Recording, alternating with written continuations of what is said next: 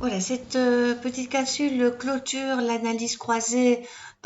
Donc en fait, l'exemple du graphique en barre empilée pour croiser le niveau d'études avec le fait de lire oui ou non un contrat lors de l'inscription en raison sociale. Bon, dans une capsule précédente, j'ai expliqué comment fabriquer le graphique.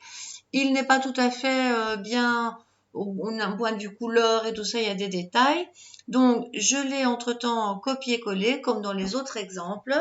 Et l'avantage de le retravailler dans le traitement de texte, c'est qu'en fait, on peut vraiment très facilement, quand on double-clique, revenir, par exemple ici, quand on fait un clac sur les zones, on est vraiment comme dans le tableur, mais en mieux, parce qu'on a en fait le volet ici où on peut changer les couleurs, changer les axes facilement. Donc, limite, c'est assez facile de faire comme ça.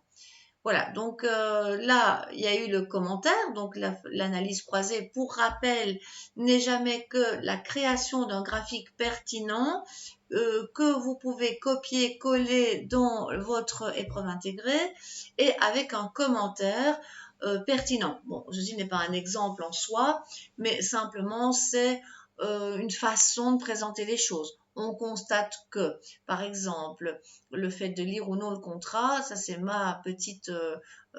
c'est mon petit commentaire par rapport à ce graphique, ce serait de dire que finalement ça varie fortement en fonction du niveau d'études.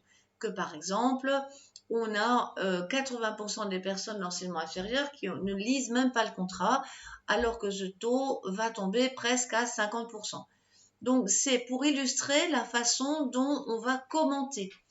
En même temps, il faut essayer d'être le plus critique. L'échantillon est faible, on n'est pas des professionnels de la sociologie non plus.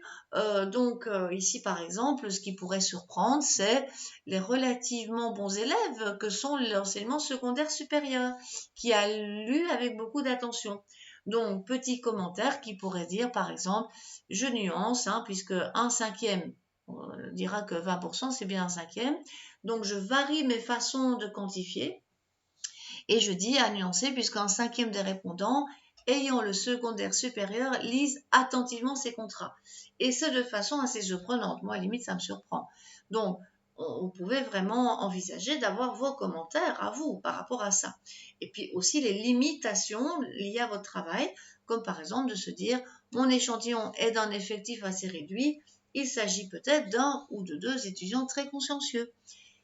Voilà, donc ça clôture l'explication complète des analyses croisées dans Calque. Donc, ceci serait le document à déposer pour correction de votre promoteur en ce qui concerne donc l'analyse croisée.